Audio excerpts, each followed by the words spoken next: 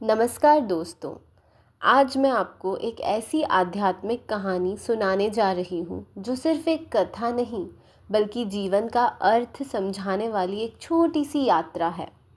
हम सब कभी ना कभी सोचते हैं हमारी नियति क्या है।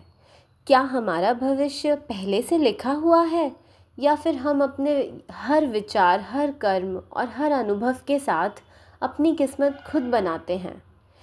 इन्हीं प्रश्नों के उत्तर के लिए आज की यह कहानी नियति का दीपक आपके सामने है। यह कथा हमें बताती है कि हमारे भीतर एक छोटा सा दीप जलता है जो हमारी राहें रोशन करता है, हमारे डर मिटाता है और हमें हमारे असली मार्ग तक ले जाता है।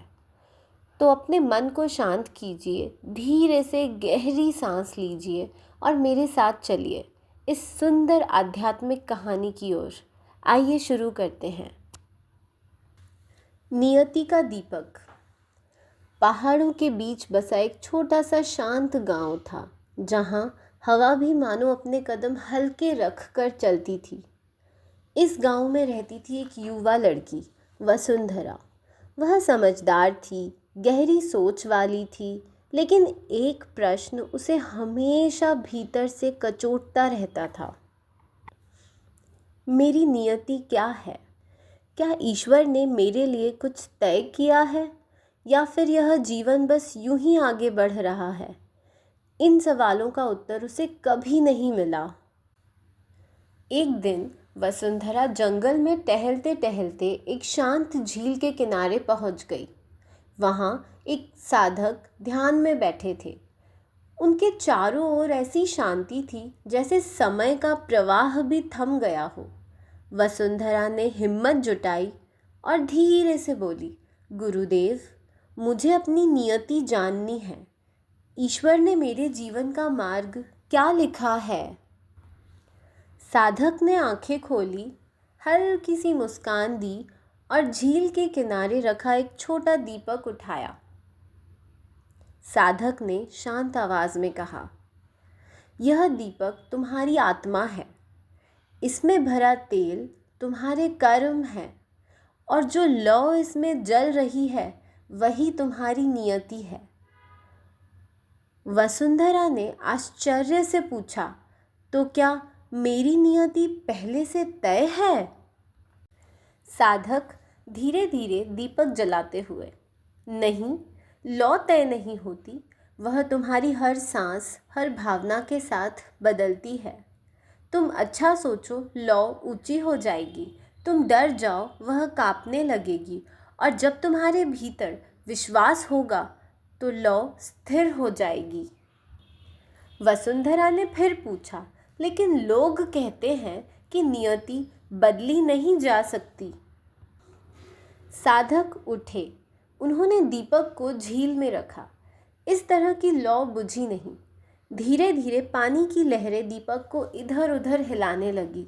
कभी लौ डगमगाती, कभी शांत हो जाती। साधक बोले, पानी यह संसार है, हवा परिस्थितियाँ, लेकिन दीपक और उसकी लौ तुम्हारे हाथ में है।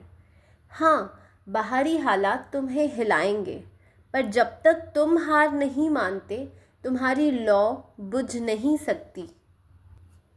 वसुंधरा की आंखों में चमक आ गई। वह धीरे से बोली, तो नियति मेरे भीतर से जन्म लेती है? साधक मुस्कुराए, हाँ बेटी, नियति ईश्वर नहीं लिखते, उसे तुम हर दिन लिखती हो।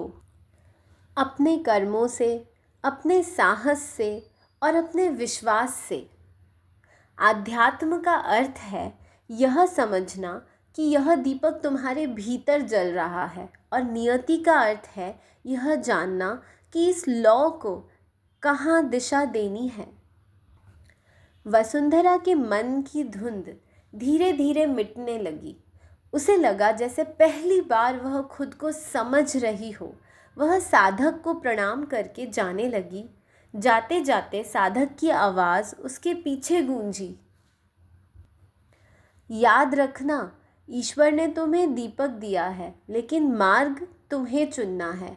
यह आध्यात्म है, यही नियति का सबसे बड़ा रहस्य है।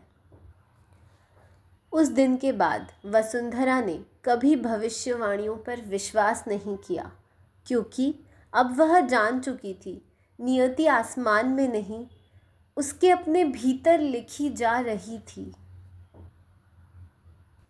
याद रखिए, नियति बाहर नहीं बदलती, वह भीतर जलती आपकी लौ से दिशा पाती है।